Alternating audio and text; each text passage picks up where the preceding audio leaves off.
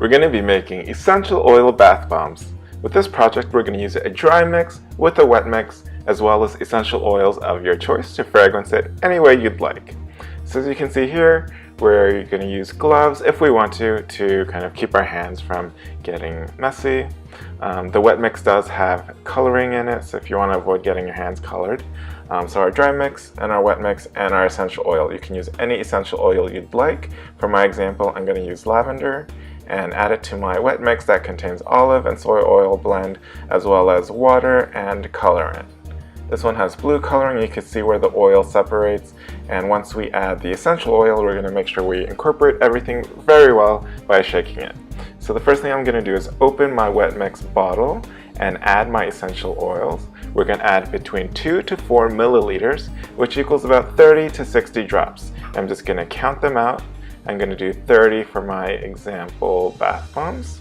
And this project will make about 2 completed bath bombs, and you'll have a little extra to make a hand-shaped bath bomb if you'd like to make a mini one. So I'm counting them out, and I've got almost close to 30 now.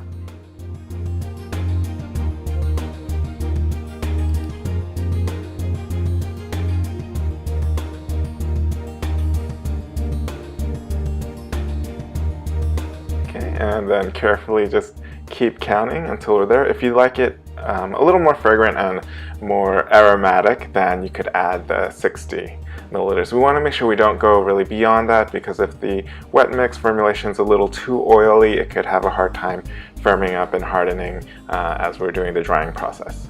So now we're going to shake the bottle very well to incorporate the colors, the fragrance oil, and the carrier oil, so that the colors are well incorporated into the oil mix. So it's pretty well incorporated now. It's kind of a uniform color throughout. So the wet mix is ready. I'm going to close up my essential oil here and get ready for our next step.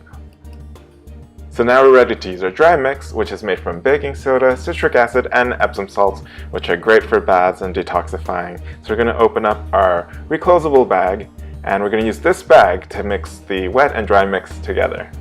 So we're going to just get the opening here. It's a little tricky with my gloves on, and there it goes. And now we're going to kind of roll the edges down, kind of like you would with a pant leg or a sleeve when you roll them up, just so it's a little easier to work with, and it makes the bag a little more rigid, and it'll help it stay open as we're working. So we want to make sure our dry mix is really powdery. If it firmed up while it's been in the kit, we want to make sure it's as powdery as possible. So we're going to break it up if there's any chunks or clumpy areas, and just get it nice and fine. So we're going to open up our bag now and start incorporating our wet mix into the dry. I'm going to give it one more shake to make sure it's fully incorporated, and start by adding 1/4 of the wet mix at a time. We don't want to add it all at a time or too quickly, because it'll activate the citric acid and the bath bomb mix will fizz too early and won't work in your bath. So we want to make sure we only add about 1/4 of the bottle at a time, which is what I used here. And now we're going to carefully kind of seal the bag at top and shake it, mix it well together pretty thoroughly. And we're going to repeat this step 4 times throughout the whole to use up the full amount of the bottle. And then get the corners, mix it really, really well. Ultimately, we're going to have the wet and the dry fully mixed and incorporated, but we're doing it again with 1/4 of the wet mix at a time so that we don't activate it too soon. Now we're just going to repeat that step 3 more times. And before we do the last step, we're going to kind of give it a test to see how it's holding up. You can squeeze it in your hand and see if it stays together. If it's staying pretty together and it's pretty moist and feels wet to you, you can stop adding wet mix at this point. So we're going to make sure it's mixed really well. And before we do the last 1/4 of the wet mix, we're going to kind of give it a squeeze, feel the consistency, and see if it's sticking together, staying together, kind of like Play-Doh. And if it needs a little bit more moisture, then we're going to continue to add the remaining 1/4 of the bottle of the wet mix. So here I'm just kind of checking it with my hand to see if it stays together. It's still a little loose, so we're going to add the remaining wet mix to the dry.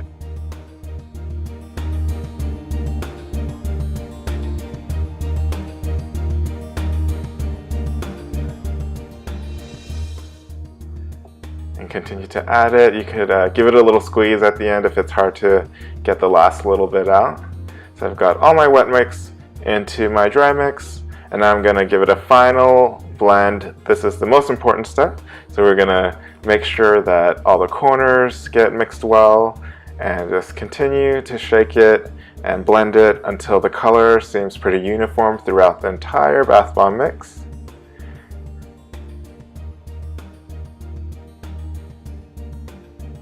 So here we see that the color is pretty uniform. It's a light blue. It's going to give it a final little blend.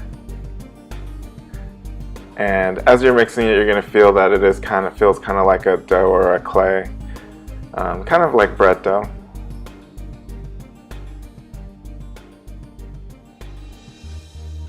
And then we're going to again roll down the top so that it's easier to work with, and we're going to continue to use the bag as we work with the bath bomb mix. And we're ready to form it into the shapes now, and we're going to use these 2.5-inch diameter metal molds. And I'm going to get my first mold ready. Make sure they're perfectly clean on the inside. If they have any debris, we want to make sure we clean those out. And we're going to use 1/2 at a time, and we're going to pack them in with our hands, kind of like when you pack a measuring cup of brown sugar. Just loosely pack it in, not too tight and not too loosely, just enough so it stays in on its own. And then we're going to do the exact same thing with our second mold. Again, we're going to pack it not too tight but not too loose, just so it stays in on its own. And we're going to put more than we would need to fill the half mold, because we're going to join now the two sides together to create one bath bomb. So we're just going to firmly, with slow, even pressure, press the two halves together. It's totally fine for the excess to spill off. That's what it should do.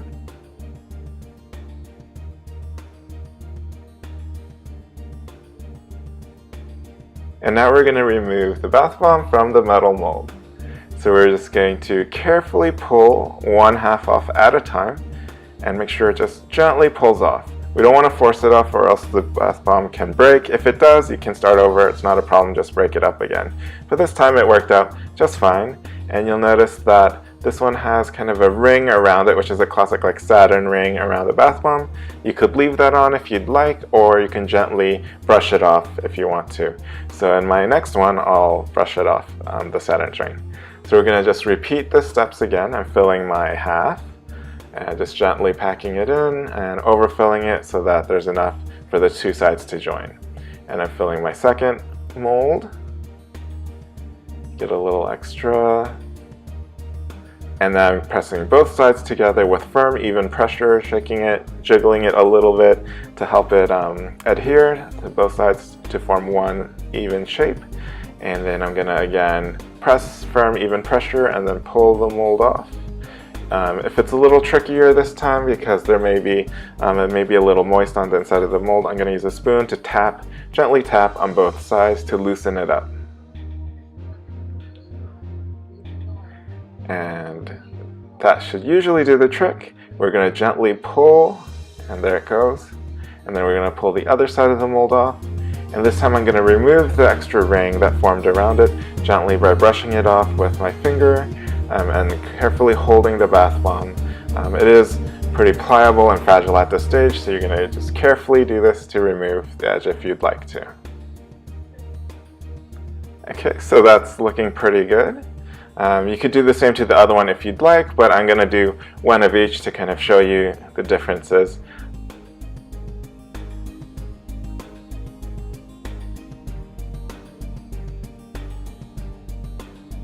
So with the extra bath bomb material, it may not quite be enough to make a third, but you could either hand shape a mini bath bomb, freeform it with your hands, or make a half bath bomb with the other remaining mold. Either way, you'll just let the finished bath bombs dry, ideally overnight, so that they fully dry and harden. And just like that, you've created two bath bombs. All you have to do is add them to water, and they'll fizz and release all the oils.